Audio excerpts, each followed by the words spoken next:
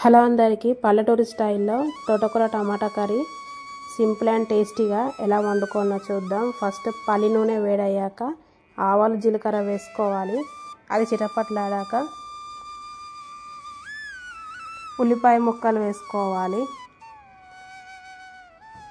ఉల్లిపాయ ముక్కలు వేసుకున్నాక పచ్చిమిర్చి వేసుకోవాలి. ఇందులో ఎండుమిర్చి కూడా వేసుకోవచ్చు, కానీ నేను పచ్చిమిర్చి వేసుకుంటున్నాను. వేసుకొని వేయించుకోవాలి.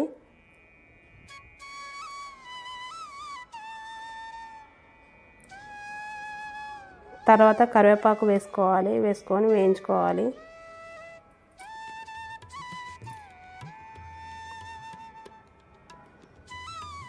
తర్వాత దంచిన వెల్లుల్లి వేసుకోవాలి. కచ్చపచ్చగా దంచుకోవాలి. వెల్లుల్లిని వేసుకొని వేయించుకోవాలి.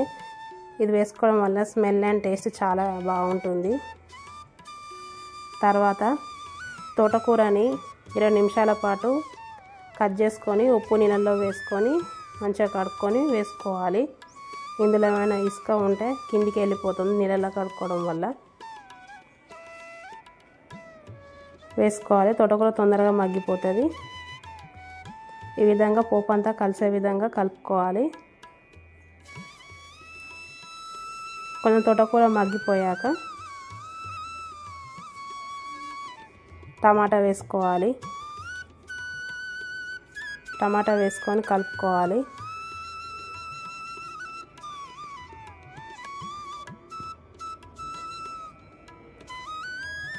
తర్వాత ఉప్పు వేసుకోవాలి. ఉప్పు వేసుకోవడం వల్ల తొందరగా మగ్గిపోతుంది తోటకూర కానీ టమాటా కానీ.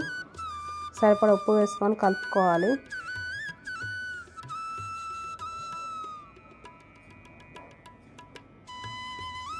కూర అంతా దగ్గర పడేంత వరకు ఉడికించుకోవాలి. మధ్యలో మధ్యలో కలుపుతూ ఉండాలి. కూర తయారైపోయింది. స్టవ్ ఆఫ్ చేసేసుకొని వేడివేడి అన్నంలోకి కానీ చపాతీలోకి కానీ తింటే చాలా టేస్టీగా ఉంటుంది.